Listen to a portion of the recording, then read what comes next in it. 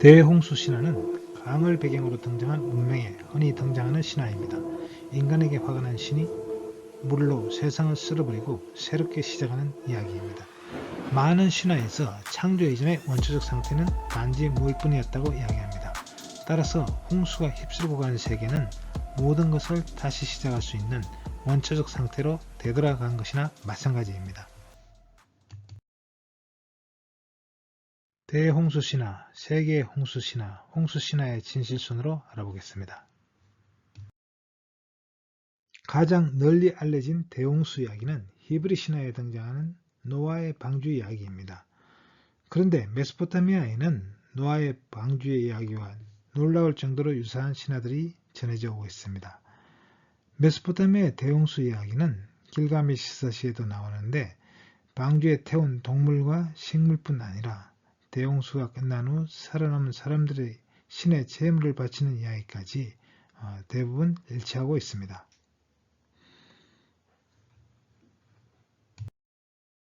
전 세계적으로 약 500편 이상의 홍수 신화나 전설이 전해져 옵니다.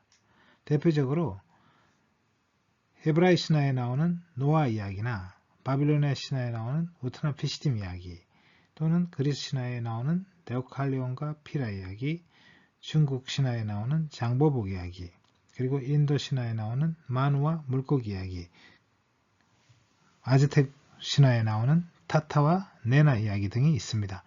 그 외에도 많은 신화들이 있지만 이집트나 북아메리카, 잉카, 하와이 등의 신화들이 전해져 오고 있습니다. 대홍수에 대한 최초의 기록은 수메르 시대까지 거슬러 올라갑니다. 수메르인들이 남긴 점토판 기록에 따르면 수메르 신화의 최고 신은 아니었지만 실질적으로 가장 강력한 신은 엔릴이었습니다. 인간에게 다정한 신은 엔키였습니다. 처음에 신들은 직접 들판에 나가 일을 해서 양식을 장만했으나 나중에는 인간을 창조하여 일을 대신하도록 했습니다. 그러나 인간의 수가 점점 불어나면서 힘든 노동에 대한 불평과 불만을 늘어놓기 시작하자 신들은 이러한 인간의 불평과 불만이 듣기 싫었습니다.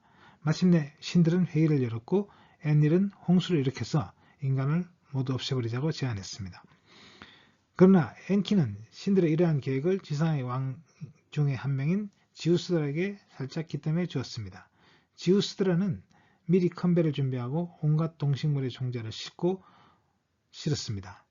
모든 작업이 끝나자 마침내 홍수가 시작되었습니다.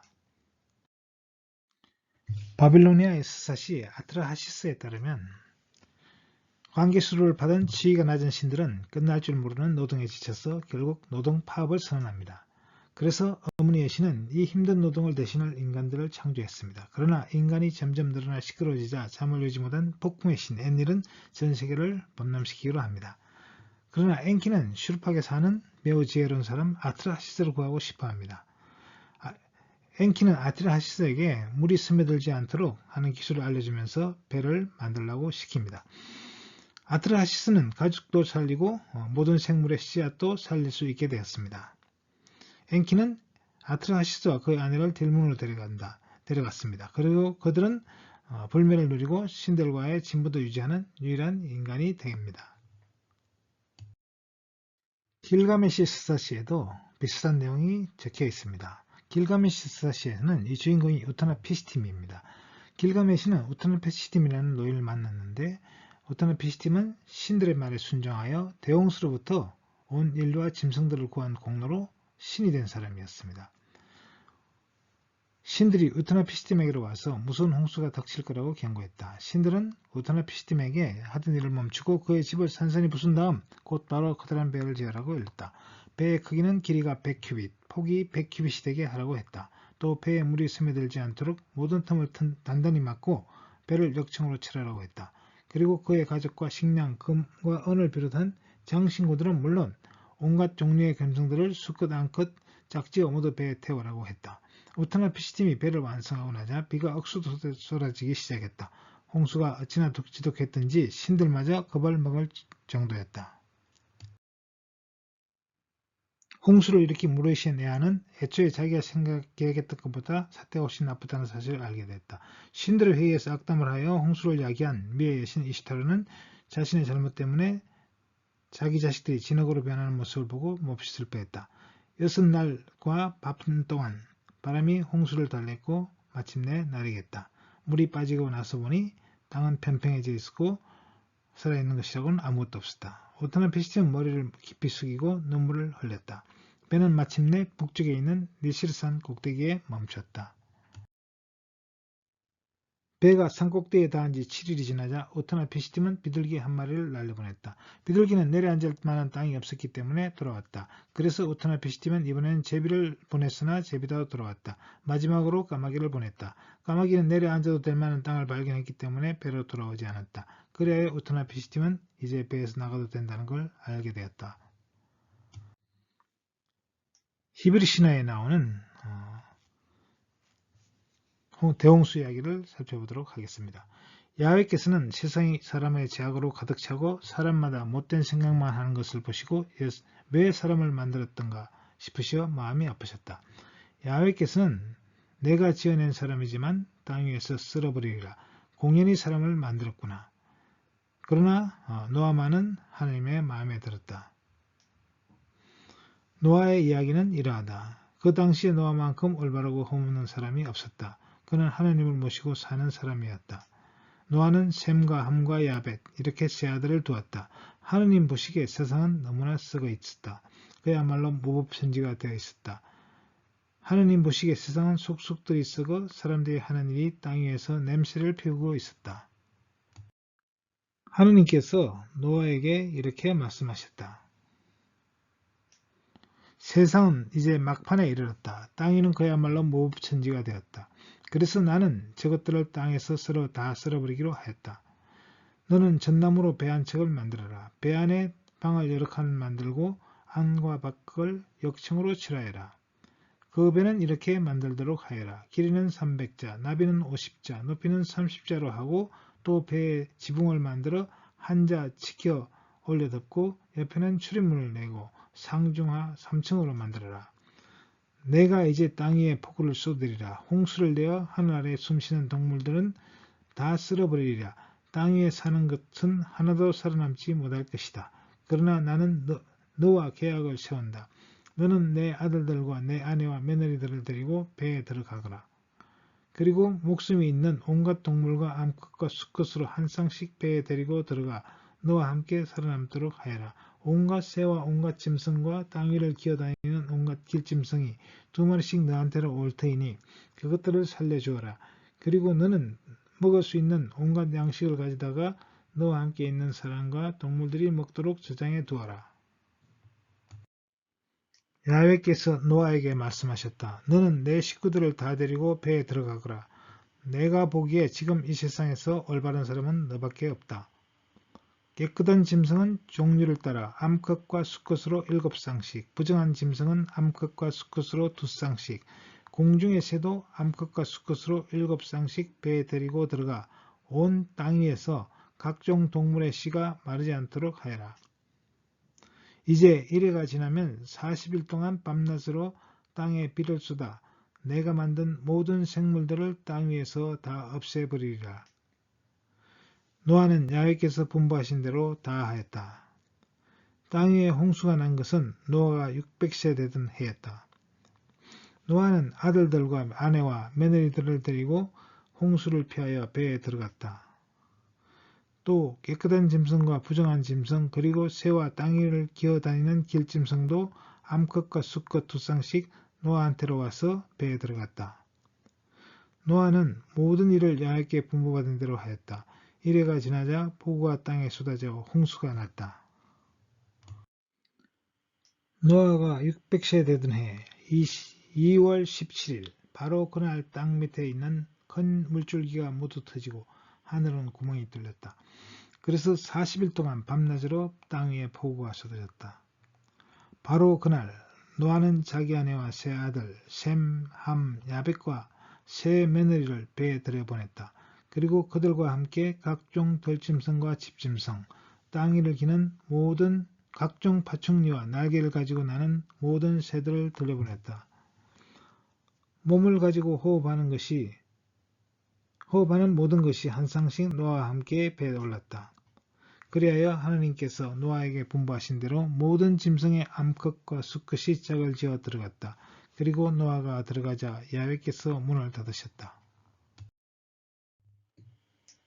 땅 위에 40일 동안이나 폭우가 쏟아져 배를 띄울 만큼 물이 불어났다. 그리하여 배는 땅에서 높이 떠올랐다. 물이 불어나 땅은 온통 물에 잠기고 배는 물 위를 떠다녔다. 물은 점점 불어나 하늘 높이 치솟은 산이 다 잠겼다. 물은 산들을 잠그고도 15자나 더 불어났다. 새나 집짐승이나 들짐승이나 땅 위를 기던 벌레나 사람 등 땅 위에서 움직이던 모든 생물이 숨지고 말았다. 마른 땅 위에서 코로 숨쉬며 살던 것들이 다 죽고 말았다. 이렇게 야훼께서는 사람을 비롯하여 모든 짐승들, 길짐승과 새에 이르기까지 땅 위에 살던 모든 생물을 쓸어버리셨다. 이렇게 땅에 있던 것이 다 쓸려갔지만 노아와 함께 배에 있던 사람과 짐승만은 살아남았다. 물은 150일 동안이나 땅 위에 괴어 있었다. 하느님께서 노아와 배에 있던 모든 들짐승과 집짐승들의 생각이 나셔서 바람을 일으키시니 물이 빠지기 시작하였다. 땅 밑 큰 물줄기와 하늘 구멍이 막혀 하늘에서 내리던 비가 멎었다. 그리하여 땅에서 물이 줄어들기 시작한 지 150일이 되는 날인 7월 17일에 배는 마침내 아라랏산 등마루에 머물렀다. 물은 10월이 오기까지 계속 줄어서 마침내 10월 초하루에 산봉우리가 드러났다. 40일 뒤에 노아는 자기가 만든 배의 창을 열고 까마귀 한 마리를 내보내었다. 그 까마귀는 땅에서 물이 다 마를 때까지 이리저리 날아다녔다. 노아가 다시 지면에서 물이 얼마나 빠졌는지 알아보려고 비둘기 한 마리를 내보내었다. 그 비둘기는 발을 붙이고 앉을 곳을 찾지 못하고 그냥 돌아왔다. 물이 아직 온 땅에 뒤덮여 있었던 것이다. 노아는 손을 내밀어 비둘기를 배 안으로 받아들였다. 노아는 이래를 더 기다리다가 그 비둘기를 다시 배에서 내보내었다. 비둘기는 저녁때가 되어 돌아왔는데 뿌리에 금방 딴 올리브 이파리를 물고 있었다. 그제야 노아는 물이 줄었다는 것을 알았다. 노아는 다시 이래를 더 기다려 비둘기를 내어보냈다. 비둘기가 이번에는 끝내 돌아오지 않았다. 노아가 601살이 되던 해 정월 초하루 물이 다 빠져 땅은 말라 있었다. 노아가 배 뚜껑을 열고 내다보니 과연 지면은 말라 있었다. 노아는 아들들과 아내와 며느리들과 함께 밖으로 나왔다. 모든 짐승과 기어다니는 모든 것, 모든 새와 땅에서 움직이는 모든 것도 종류별로 다 방주에서 나왔다.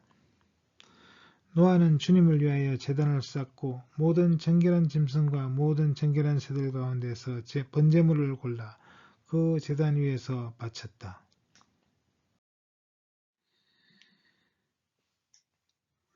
하느님께서 노아와 그의 아들들에게 말씀하셨다. 이제 내가 너희와 너희 뒤에 오는 자손들과 내 계약을 세운다. 다시는 홍수로 모든 살덩이들을 멸망하지 않고 다시는 땅을 파멸시키는 홍수가 일어나지 않을 것이다. 내가 나와 너희 그리고 너희와 함께 있는 모든 생물 사이에 세우는 계약의 표징은 이것이다. 내가 무지개를 구름 사이에 둘 것이니 이것이 나와 땅 사이에 세우는 계약의 표징이 될 것이다. 내가 땅 위로 구름을 모아들일 때 무지개가 구름 사이에 나타나면 나는 나와 너희 사이에 그리고 온갖 몸을 지닌 모든 생물 사이에 세워진 내 계약을 기억하고 다시는 물이 홍수가 되어 모든 살덩어리들을 파멸시키지 못하게 하겠다. 무지개가 구름 사이로 드러나면 나는 그것을 보고 하느님과 땅 위에 사는 온갖 몸을 지닌 모든 생물 사이에 세워진 영원한 계약을 기억하겠다. 노아의 대홍수 이야기는 세계에서 가장 잘 알려진 홍수 신화 가운데 하나입니다. 많은 종교적 논쟁을 일으켰고 숱한 고고학적 연구의 실마리가 되기도 했습니다. 실제로 전 세계적인 대홍수가 일어났을까요? 만약 그랬다면 그 증거를 발견할 수 있을까요? 높은 산 꼭대기에서, 예를 들어서 에베레스트 산 꼭대기에는 조개 화석들이 발견됩니다. 이것이 이제 전 세계가 한때 물에 잠겼다는 분명한 증거라고 주장하기도 했습니다. 근데 이것은 사실은 대륙 이동과 지질학적인 힘이 이제 만들어낸 것입니다. 그리고 그것이 더 과학적으로 훨씬 더 잘 설명이 되는 타당성 있는 증거가 되겠습니다. 두 번째는 바닷속에서 발견된 대량의 석조 유적들이 있습니다. 일본이라든지 이런 이제 해안 바다에 석조로 만든 인공 유적물들이 발견되고 있는데, 이것은 대홍수로 인한 문명의 침수 흔적이다, 이렇게 주장을 했는데, 사실은 그보다는 빙하기 이후에 전 세계적으로 일어난 해안선의 융기로 인한 해안 지역에 침수로 생긴 것으로 판명났습니다. 또 그러면 대홍수가 남긴 이제 막대한 홍수가 지나갔던 또 남은 그 퇴적층이 있을 것이라는 거죠. 그래서 전 세계 도처에 막대한 양의 홍수 퇴적층이 있을 거라고 생각하고 이것을 찾아다니기도 했습니다. 실제로 이제 우루나 니네베, 키시 등에서 홍수 퇴적층이 발견되기도 했습니다. 그런데 그 연대 측정을 해보면 노아의 홍수가 일어났던 때와 시대가 다르고, 또 이것이 범세계적인 것이 아니라 그 지역에 한정되어 있는 지역적인 것이었습니다. 또 어떤 사람들은 노아의 방주를 이제 직접 찾아보겠다고 그 흔적을 탐사하기도 했습니다. 성서에는 이제 아라랏산 꼭대기에 이제 방주가 이제 닿았다고 되어 있죠. 그래서 그 아라랏산을 탐사하기도 했습니다. 자, 성서에 이제 아라랏산이 나오기 때문에 이 아라랏산은 실제로 터키에 있습니다. 그래서 이 아라랏산은 터키 북동쪽 아르메니아 고원에 있는 산입니다. 그래서 1829년 이후에 여러 탐험가들이 이 산에서 노아의 방주를 찾아왔습니다. 그러다가 1955년에 프랑스의 기업가인 페르낭 나바라가 4200m 높이에 있는 빙하 틈에서 손으로 작업을 한 흔적이 있는 목재 조각들을 발견했습니다. 그리고 이것을 이제 임학 전문가들이 기원전 3000년경의 것이라고 이렇게 판명을 했습니다. 기원전 3000년경은 성서의 이제 기록을 근거로 해서 그 신학자들이 천지창조가 지금부터 한 5000년 전에 일어났다, 이렇게 이야기합니다. 그러니까 그 점에 이제가 인류의 시초, 세상에 우주가 생겨난 것이다 이야기하기도 합니다만, 그보다는 아마 지구의 시작이다, 이렇게도 이제 볼 수도 있겠죠. 그러니까 그 시기의 것이다, 이렇게 이제 판정을 했어요. 그런데 탄소 14 연대 측정법에 의하면 이것은 연대가 이제 기원 후 6 내지 9세기경이라는 것이죠. 이것은 이제 방주를 기념하기 위하여 지방의 수도사들이 지은 어떤 성소의 잔해라는 것이 과학적인 견해가 되겠습니다. 자, 그러면 이제 아라랏산을 한번 보도록 하겠습니다. 지금 사진에 보이는 것이 아라랏산인데 해발 5137m예요. 그리고 여기 이제 페르낭이 발견했다는 저 위치가 4200m로 잡는다 하더라도 이 산의 높이가 아라랏산에 닿았다고 하니까 그 당시 이제 물이 4200m 높이까지 찼다는 이야기잖아요. 그러니까 4000m 높이만큼 물이 찼다는 이야기가 되겠습니다. 자, 그러면 더군다나 이제 이 아르메니아 고원이 이제 1526m 높이가 있으니까 이 높이를 이제 해발로 따졌을 때 이제 그렇다는 이야기죠. 그러면 어쨌든 4000m가 잠겨야 되는데 우리가 5대양 6대주라고 이야기를 하는데, 이 5대양의 바다가 실제로 이제 지구 표면의 3분의 2가 바다입니다. 그런데 그 바다의 깊이가 깊은 곳은 1000m가 넘는 데도 있고, 마리아나 해구 같은 경우요. 그리고 동해 같은 경우는 한 수심이 한 5000m, 황해는 한 100m가 안 됩니다. 근데 이걸 평균을 했을 때 전 세계 평균 깊이가 한 4,000m 정도 돼요. 평균 깊이가. 자, 그러면 바다의 깊이가 4,000m인데, 그런데 이 산이 4,000m까지 잠기려면 바다의 깊이만큼 많은 물이 지구에 쌓여야 된다는 이야기죠. 그러니까 이 바다에 있는 물이 다 실제로 그 정도 높이까지 쌓이려면 육지가 3분의 1이니까 그 3분의 1까지도 다 채워야 되니까 실제로 바다를 채우고 있는 물보다 더 많은 물이 있어야 된다는 걸 알 수 있습니다. 그러면 그 많은 물이 비가 내렸다면 그 물이 어디로 갔느냐는 거죠. 빠져나갈 데가 없다는 것입니다. 더구나 40일 동안 비가 내려 4,000m 높이에 이르려면 하루에 비가 100m씩 와야 됩니다. 강수량으로 따지면 10만 mm가 와야 되는 거예요. 그러면 이 정도의 많은 비가 내릴 수 있느냐? 전 세계적으로 이제 비가 가장 많이 오는 곳이 인도 메갈라야 체라푼지인데, 이 체라푼지가 1860년인가요? 그때 비가 왔는데 1년 동안 26,000mm가 내린 적이 있습니다. 그런데 1년 동안 내린 26,000mm에 이거는 지금 10만 mm가 왔으니까 하루에 그것에 5배 정도의 비가 왔다는 이야기죠. 그러니까 어마어마하게 많은 비가 왔다는 겁니다. 그리고 일간으로 따지면 비가 하루에 제일 많이 오는 곳이 어디였냐면 레이니옹 섬인데, 이 레이니옹 섬에 하루 강수량이 1870mm가 된 적이 있습니다. 근데 그 양에도 이게 50배가 되는 양이에요. 그러면 이게 시간당으로 따지면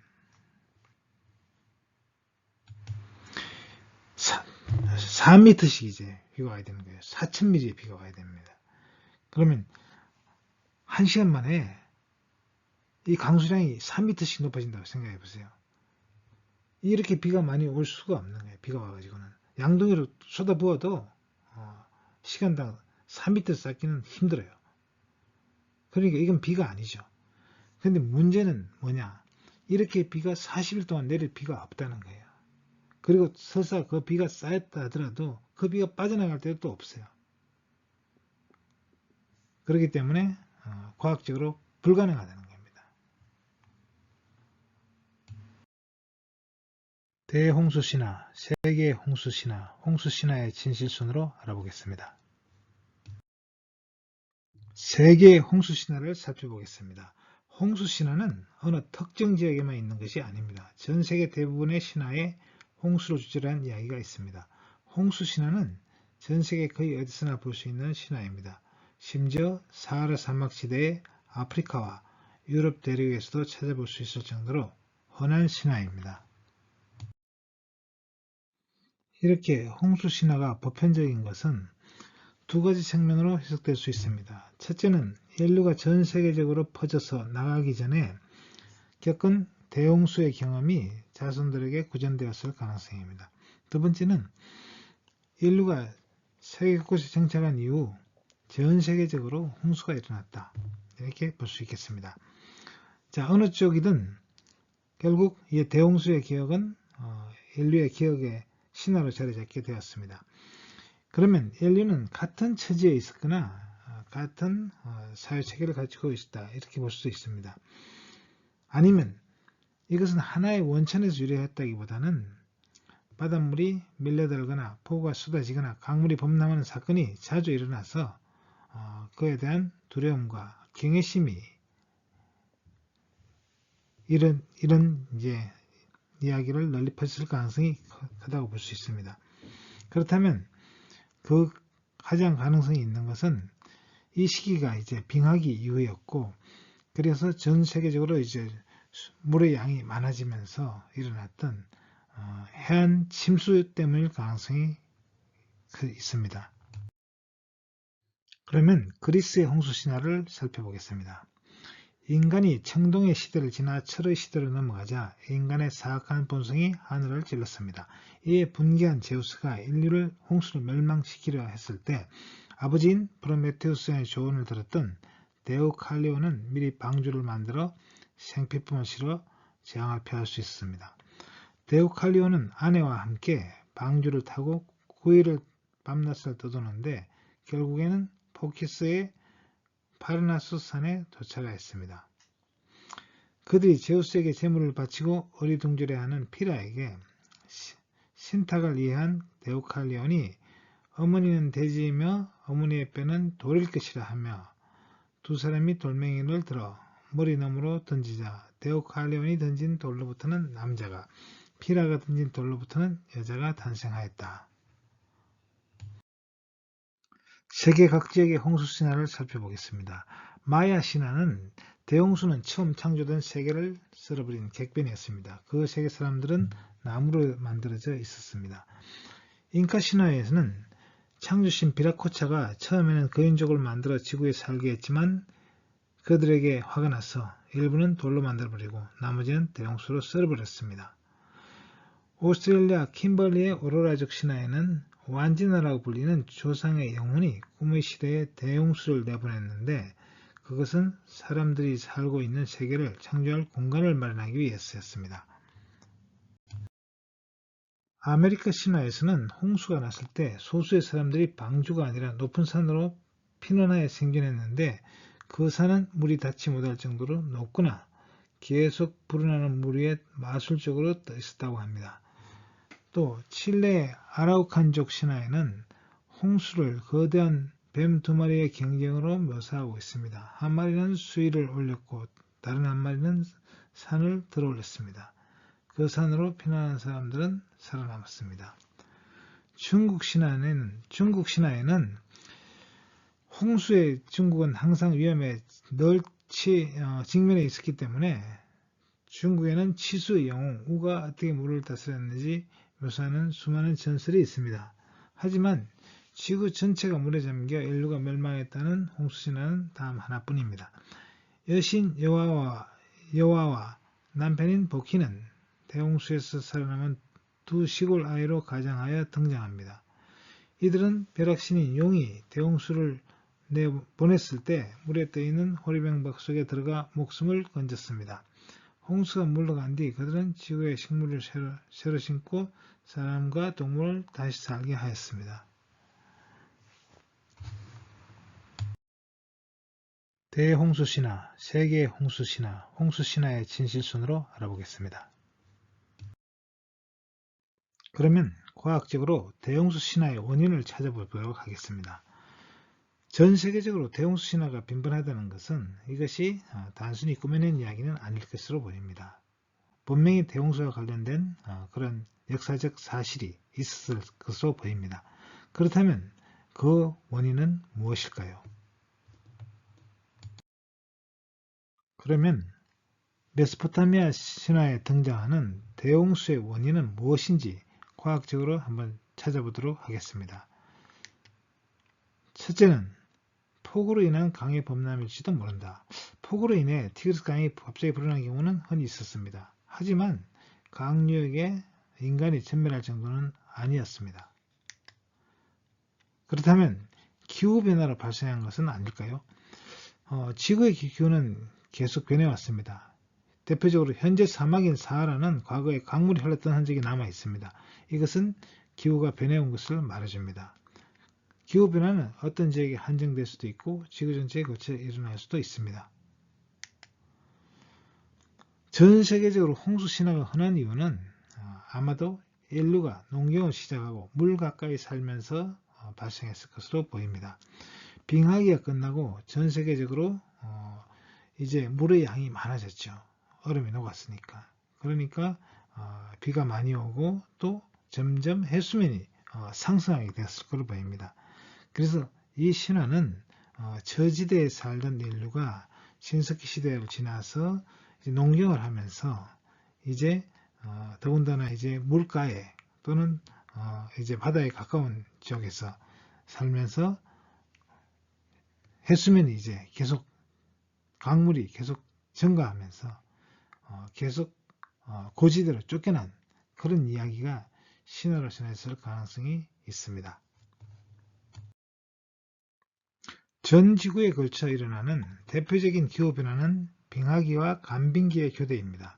빙하기는 지구의 평균 기온이 섭씨 5도 이상 낮아지는 시기를 말하며 간빙기는 빙하기와 빙하기 사이의 따뜻한 시기를 말합니다. 가장 최근의 빙하기는 약 1만 2천년에 끝나고 지금은 간빙기입니다. 우리가 살고 있는 간빙기에도 겨울이 있고 여름이 있어 추울 때도 있고 더울 때도 있지만 빙하기에는 평균 기온이 간빙기보다 몇 도 이상 낮습니다. 지구 전체로 추워지는 빙하기는 주기적으로 찾아왔고 그 사이사이에 작은 규모의 변화도 있었지만 그 주기는 대략 10만 년 정도입니다. 우리는 지금 비교적 따뜻한 간빙기에 살고 있지만 빙하기 때 우리 조상은 추위에 떨면서 살아야 했습니다. 빙하기에는 기온이 낮았기 때문에 북극과 남극 지방을 중심으로 얼음이 두껍게 얼어 있었습니다. 따라서 해수의 양이 작아서 지구 전체의 바다 표면의 높이가 낮아지는 해수면 하강이 발생했습니다. 반대로 간빙기가 되면 얼음이 녹아 지구 전체 해수양이 증가하므로 바다 표면의 높이가 올라가는 해수면 상승이 일어났습니다. 대체로 이러한 변화는 수천 년에 걸친 긴 시간 동안 일어나는데 실제로 기원전 11,000년경 지금의 카타르 부근에 있던 페르시아 만의 해안선이 기원전 6,000년경에는 쿠웨이트 남쪽 국경 부근까지 올라갔고 현재 상태에 이르렀습니다. 대홍수신화, 세계의 홍수신화, 홍수신화의 진실순으로 알아보겠습니다.